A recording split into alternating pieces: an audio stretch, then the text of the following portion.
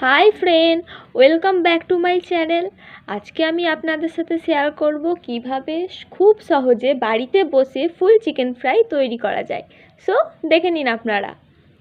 प्रथमे आमरा एकटी चिकेनके भालोभाबे धुए এইভাবে ছুরির সাহায্যে কেটে নিয়েছি অল্প অল্প। এই কেটে নেওয়ার কারণ হচ্ছে যাতে এর ভেতরে ভালোভাবে মশলাগুলি পড়ে এবং চিকেনটি খেতে আরও সুস্বাদু হয়। সো আমাদের চিকেন ফ্রাইয়ের জন্য চিকেন রেডি। এরপর আমরা তৈরি করব চিকেন ফ্রাইয়ের মশলা। সো দেখে নিন।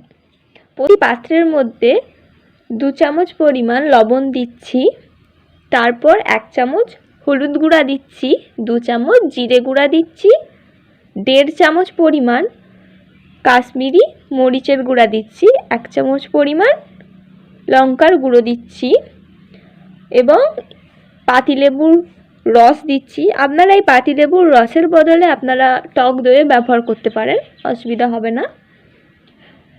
তারপর পেস্ট করা আদা রসুন দিয়ে দিলাম।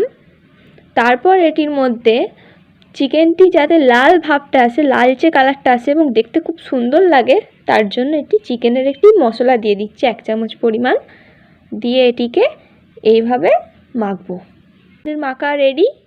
এইভাবে দেখুন চিকেনটিকে এই পাত্রটির মধ্যে রেখে এইভাবে মশলাটি আমরা মাখিয়ে নেব। এইভাবে দেখে নিন আমাদের চিকেনের মশলার সঙ্গে চিকেনটি ভালোভাবে আমি মেখে নিয়েছি। এরপর এটিকে একটি পাত্রতে ঢেকে দেবো 1 ঘন্টা। 1 ঘন্টা হয়ে গেছে। দেখুন ভালোভাবে মুরগিটিতে কত সুন্দরভাবে মশলাটি মিশে গেছে। এবার একটি কড়াইয়ের মধ্যে আমরা একটি তেল দেবো। তেলটি ভালোভাবে গরম করে নিয়েছি। এবার মুরগিটিকে এইভাবে ভাজবো, এইভাবে। তো ফ্রেন্ড আপনারা দেখতেই পাচ্ছেন কত সুন্দর লাগছে মুরগিটিকে দেখতে।